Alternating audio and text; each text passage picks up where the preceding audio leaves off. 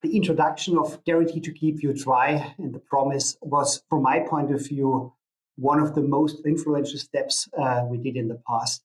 So what is it? It is a satisfaction guarantee for consumers related to waterproofness, windproofness, and breathability performance of the final product. So not our products, but the products from our customers.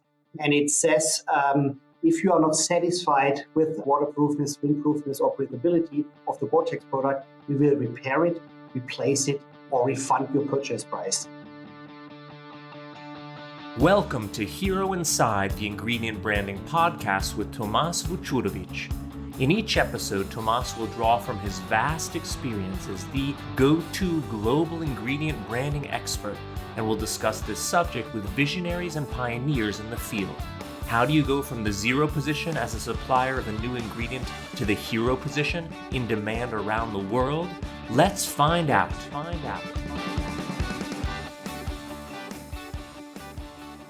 Hello and welcome back to the HeroInside Ingredient Branding Podcast. My name is Tomas Vucurevic and I'm the creator and host of this pod. I can't believe we have already reached the last episode of our first season. So let me take this opportunity to thank all our listeners for sticking with our podcast and also for the very positive feedback we have received so far. And as well to express a big thank you to my team, Marsha, Urshka, and Noah, for helping me to put this podcast together and make every episode sound so well. We celebrate this with a very special guest and a very special brand. So today I'm talking to Achim Löffler, global business leader at Gore Associates, about the iconic ingredient brand GORE-TEX. And not once, but twice, because the GORE-TEX brand has so much to say and so much to talk about that we are doing this as a double feature for the first time. And why are we doing this? Well, it's really because almost every new customer that has come to Brand or that we talk with about ingredient branding in the last 13 years has said at some point in the conversation that they want to become like GORE-TEX or that they want to be the GORE-TEX in their category. Some, if not many of them, also said that they don't have so much budget. And my feedback is always the same. Don't just look at where that brand is today, but look at what the brand has done over the past decades to get to where it is today. And that's what I'm going to talk about with Achim in the first part. In the second part, we will learn more about how a successful ingredient brand also needs to evolve to stay fit for the future. Achim, it's great to have you on the show, and I'm sure the entire ingredient brand community is eager to hear some of the secrets of the GORE-TEX success. But before we start our conversation, first, please introduce yourself and tell us a little bit about your role at Gore. Thanks for having me, Thomas, in your HeroInside podcast. My name is Achim Löffler, and I work for Gore for more than 20 years. Actually, I wrote my thesis for diploma for the GORE-TEX brand while I was at university. Afterwards, I worked for two different companies in different industries, and then I came end of 2002 for the GORE-TEX brand. I had many roles over those more than 20 years. Till recently, I led the consumer GORE-TEX business, and I just moved into a role leading our strategy and operations of the Gore fabrics. Just a personal question. As an experienced ingredient brand executive, have you listened to the podcast before? And have you taken anything away from the previous guests? So sure, I listened to them, absolutely, actually to all episodes when they came out. I really liked them. I think very valuable discussions for the ingredient branding community, but as well beyond. I guess what I learned is clear there are similar challenges across all those brands. They all come with some similar backgrounds, or many of them. Still, there was always new insights from the different guests you had. So enjoyed it so far, absolutely. Super, thanks. So let's get started, Achim. Mm-hmm. Bob Gore discovered a material called ePTFE in 1969. And it's now almost 50 years since the first commercial orders for GORE-TEX were placed in 1976. So even though you are more than 20 years there, you haven't been there at the very beginning. But Do you recall anything from that time? Do you know anything about how those first years were like? And who was actually your first customer? Yeah, good question, Thomas. Thanks. As you just said, I'm quite a long time at Gore, but not long enough. Still, I learned a lot from the past, especially at my early days. I also had the honor to meet Bob Gore and other family members who often share the history of what we can learn from it. So from that perspective, yeah, I got a lot of that history. So maybe let me take us through a short journey to our past. Gore was founded by Bill and Weave Gore in 1958. They believed at that time in the unique capabilities of a material which was called polytetrafluoroethylene. This very versatile material really had captured Bill's imagination. First product was ePTFE coated flat cables for a number of applications like supercomputers at that time. So this is when everything started. Bob Gore, the son of them, and you just referenced Bob, the son of Weave and Bill, discovered in 1965 the possibilities to stretch our material by more than 50%, which really enabled completely new opportunities. One of them was to develop waterproof, windproof, and breathable laminates or fabrics, which could be used in the apparel and footwear industry. And that was exactly as you mentioned in 1976, where we had the first commercial products available. To your question, who was the first customer? I was told the first customer was in 1976, Marmot, which is a US-based outdoor apparel brand. Actually, this partnership still continues till today and is really a very, very long-standing partnership between the GORE-TEX brand and Marmot. I also want to probably, as I'm based in Europe, I want to as well share some information about our first European customer, which was the Norwegian brand NORRØNA. They came only 1 year later, and Jürgen Jürgensen is leading the brand now in fourth generation. It's as well a family business, and this is as well another probably good example that we are really looking for strong partnerships which last over a long time. Thanks for that, Achim. We come back, I think, later to the importance of these long-term relationships.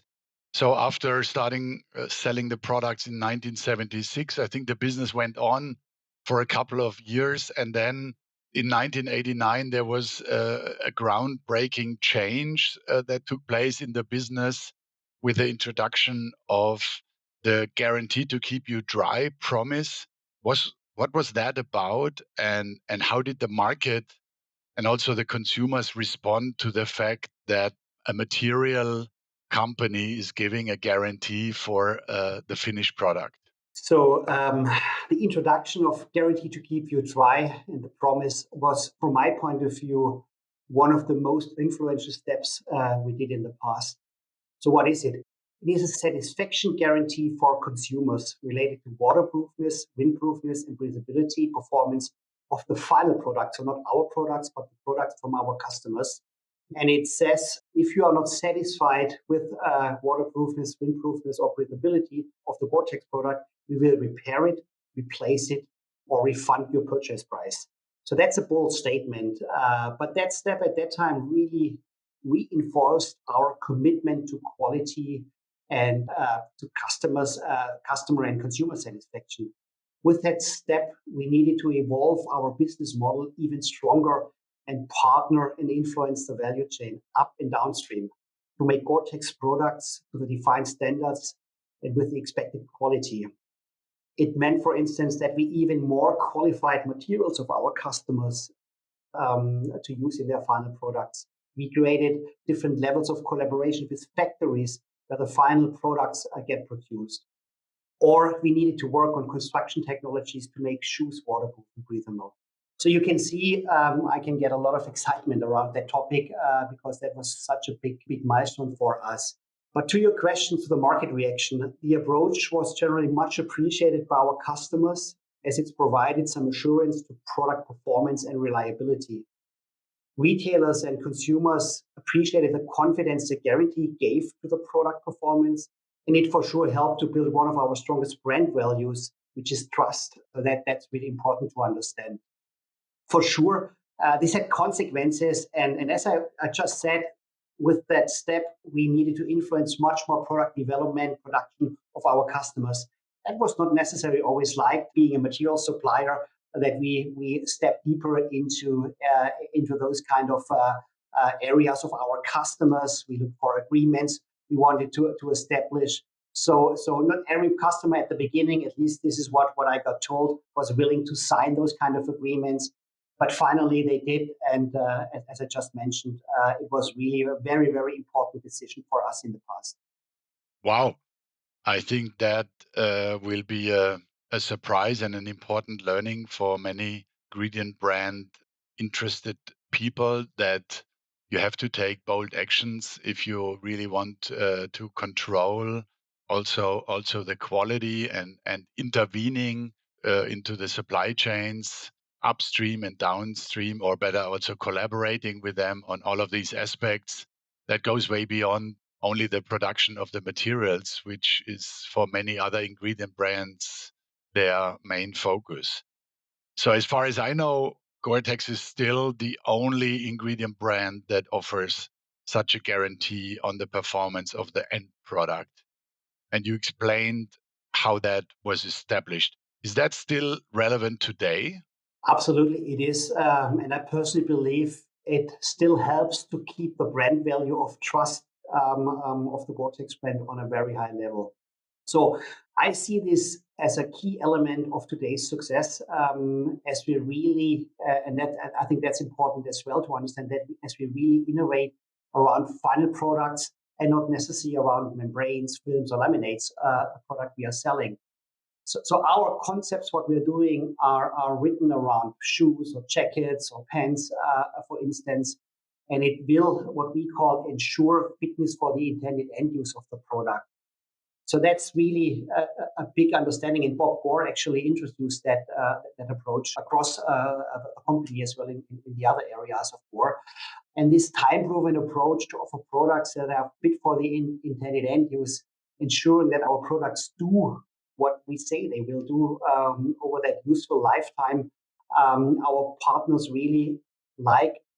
They maybe sometimes struggle with us being very rigorous in following down that process, but at the end of the day, it pays back to our customers, to the consumers, and at the end as well to the GORE-TEX brand. Great. Thanks, Achim, for this deep dive into the product philosophy. Well, then the brand developed further after 1989, in the 90s, beginning of the 2000s. This was still the kind of pre-digital area with lots of print advertising, even TV commercials.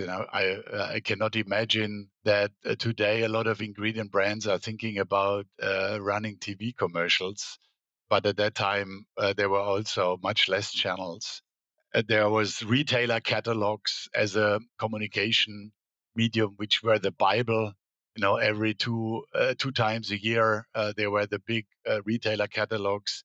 And above all, as you already mentioned, there was a very close cooperation with brand partners and also specialty retail. So what role did and do these long-term relationships play in the build-up of the GORE-TEX brand?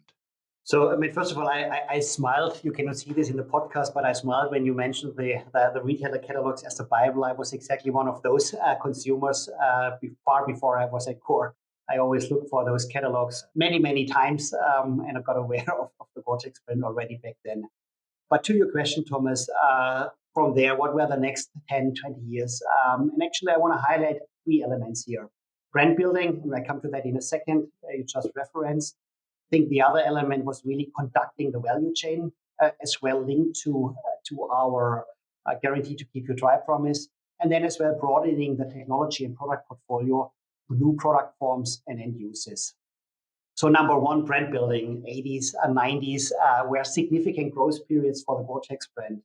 And as you just mentioned, the brand established itself at that time as a leader in high-performance fabrics, becoming a synonymous with outdoor adventure and reliable protection against the elements out there.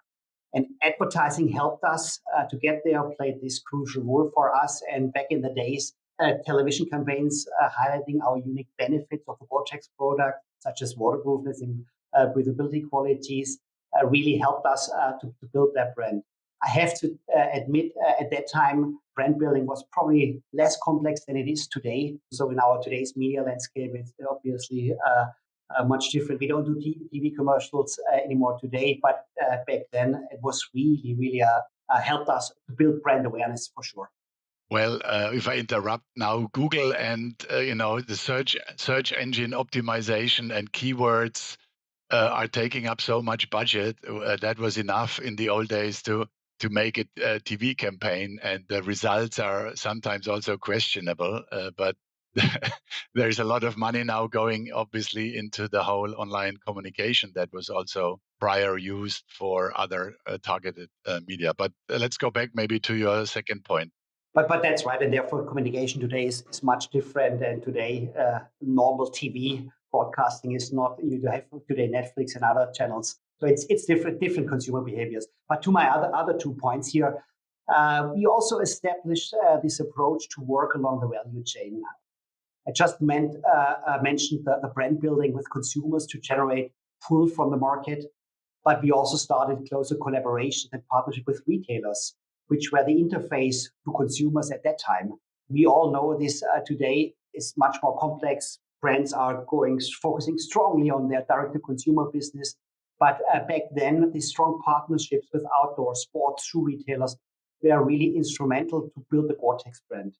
Retailers, the for staff, educated consumers about technologies, which helped to build trust and loyalty among these consumers.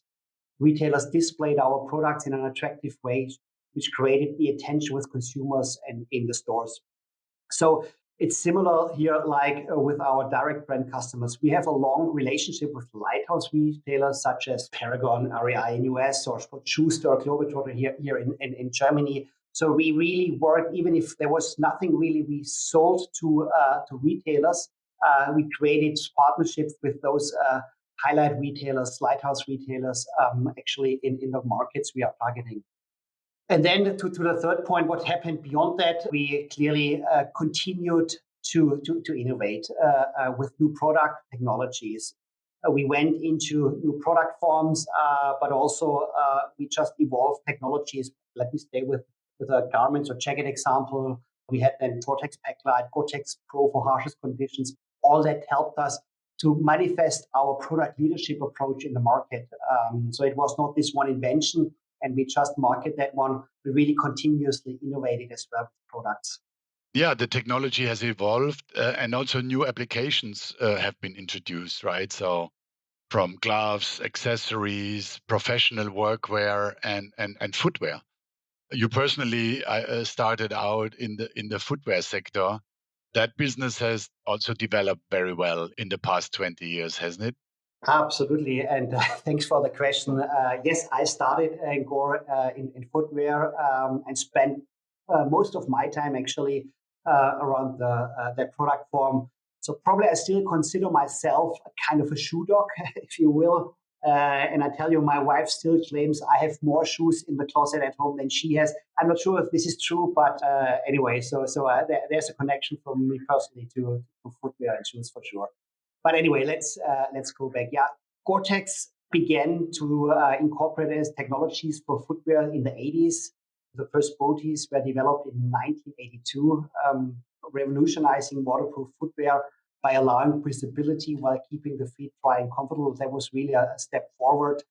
We developed a number of patented construction technologies which enabled customers to make shoes durably waterproof and breathable. So we really added value beyond our product itself, what we sell, but really technologies helping to make a final shoe waterproof and breathable. And maybe I want to use that opportunity to highlight one of our latest technology developments in footwear as probably another example of one of those highly relevant innovations in footwear construction. We launched some years ago GORE-TEX Invisible Fit. This allows the laminate to be directly bonded to the outer layer of the shoes, enhancing fit comfort. And this is very, very important in lightweight shoes, especially in running footwear. And today, most of the strong running brands use Invisible Fit to make waterproof and breathable performance running shoes. It's a really, really big success and was only possible because of the construction technology we were able to invent. Thank you. Thanks, Achim, for this update on the footwear business. This broad availability, we always talk with our customers about it. When brands are often or retailers are often demanding exclusivity, or they have only one application, some kind of a one-trick pony. One application with one brand. That's a very bad point to establish an ingredient brand. So this broad availability of the brand, having many brand partners, having different applications, having different performance levels. That's important for an ingredient brand to be successful. But I think in Gore, maybe you can also say a few words about the many professional users that are protected by their GORE-TEX equipment day in, day out, often under tough circumstances and environments. So they cannot say, oh, it's raining, I'm going to stay in, or I only go for a short walk. They have to be out day and night. How important is that for the brand? I mean, Thomas, you hit the point here, and I 100% agree. For an ingredient brand, it's really, really important to be broadly available. It does not help if you are only connected to one host brand, if you will. So there, I truly believe this availability of GORE-TEX products in these different categories. We have active lifestyle, it's hiking, it's snow sports, it's running. We have lifestyle itself, like streetwear or even formal footwear. And then you just mentioned we have workwear, we have fire and safety, we have police. So a lot of those kind of professional end uses where you can find our product. This is absolutely a key success factor for us in the past and still today. And this is as well true, I guess, not just for the applications, but as well to have then different product forms in that areas. And this is also when you go through our history, we started with jackets, shoes, gloves came to it, accessories. So I think also the number of product forms where we could contribute and add value, have something unique here, is critical here. And that broad offering around categories and product forms also really enabled us to build over time a very, very strong customer portfolio with those leading brands in these target categories we are focusing for. So this was successful in the past, still in the future. It is this broad availability is helping us to win in the market still today. Let's switch the topic a little bit towards direct-to-consumer business. One thing that almost all, if not all, the customers coming to Brand, always ask is whether they should have their own direct-to-consumer business, their own consumer brand. And then sometimes they say, GORE-TEX, they also have their own brand.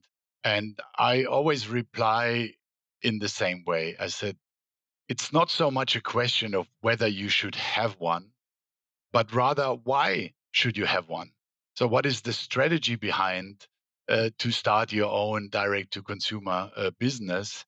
And then also how to execute that strategy properly so that you are also not irritating the market. And another thing that people often oversee is also the time dimension. So somebody Googles now about Gore or GORE-TEX, and then what he sees in the internet is the reality, and he does not necessarily also have a time aches when this has been done. So why did your company decide to launch its own brand, Gore Bikewear, over 30 years ago? And what is the status now of your consumer business? Great question, Thomas. There was not and I was not back then at Gore, but there was not a strategic master plan behind that. But let me tell the story how this evolved and how we deal with this today. So many, many years ago, as you said, 30 years ago, it was more than 30 years, it was Gore Bikewear was launched. But this decision was really driven by our desire to leverage our innovative GORE-TEX technologies in a consumer-facing product. So Gore identified at that time a gap in the market for high-performance, durable, weather-resistant cycling apparel that could meet the needs of serious cyclists. These products at that time were first introduced to cycling brands, consumer brands, but none of them really believed at that time that those technologies and products are needed. And then that's as well maybe a little bit of Gore, or what is special about Gore. We had passionate associates who really believed in that market and in that product, and they pitched internally to launch our own consumer brand. And they managed to successfully launch GORE-TEX products under that Today it's called GOREWEAR. At that time it was Gore Bikewear, the Gore Bikewear brand. Until today, this is a very strong cycling brand in Europe, especially in the German-speaking area. It gets increasing success in the US market. And guess what? The brand is strong today. It's known for its commitment to innovation, to excellence. But I also have to say, leading cycling brands today use GORE-TEX products in their collections, like Castelli or Rafa. So over time, we could prove the market that there's a relevance for the need we have identified at that time. And both so our own brand, but as well our ingredient customers can live next to each other. So that's around GOREWEAR. I can also give you a little bit of background on our second consumer brand. We have a second one in our portfolio, which is SITKA Gear, which is a premium brand in the hunting space, especially in US, so strong there. And the story there is different but similar to some degree.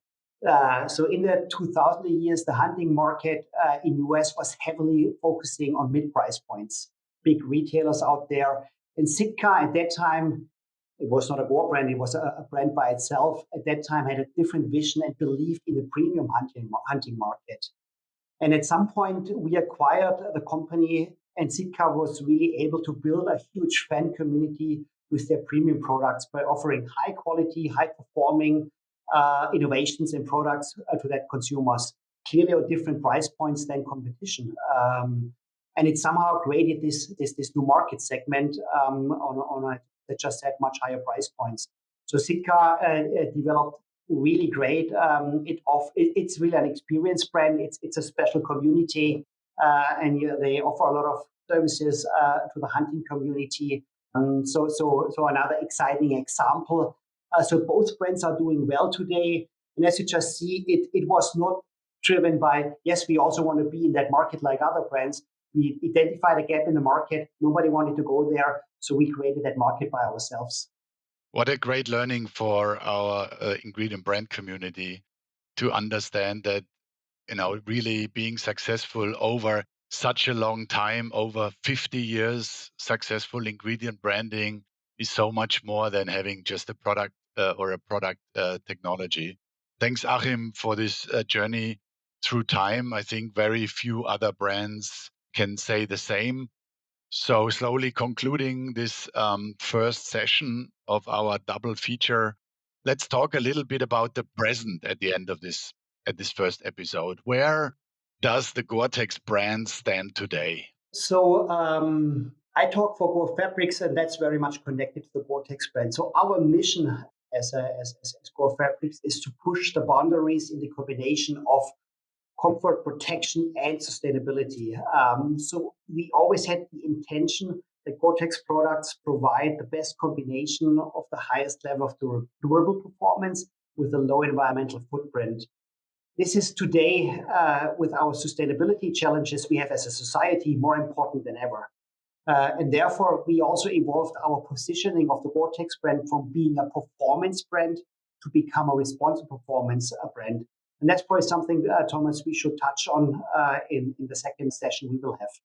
Great. That's anyway would have been my last question, but let's maybe highlight some of those big issues that are on the agenda, and maybe you can give already a little outlook for what we can expect in the next session, and just drop some words, and then in the next session we can discuss that a little bit in more detail. But I also know you made a strategic acquisition.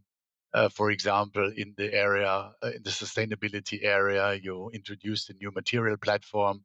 So are these the topics we will talk about in session 2? We should, Thomas. We should, absolutely. I mean, I just referenced we are coming historically from being a performance brand, and that evolved to become that, position us to a responsible performance brand. And I guess I would like to share the actions behind that, and we'll reference to some of them. There's a new material platform we have in mind. There is a different circular business models we are looking into. We know we need to explore at least and see what is our role in there. So there are a number of things we are doing differently than in the past, where we want to innovate, again, beyond products only. And I would love to share more of this in the next episode. Fantastic conversation so far. Many thanks, Achim, especially on behalf of all those interested in the topic of ingredient branding, for which we at Brand have so much passion. So talk to you soon, and a bye-bye for now to you and our listeners.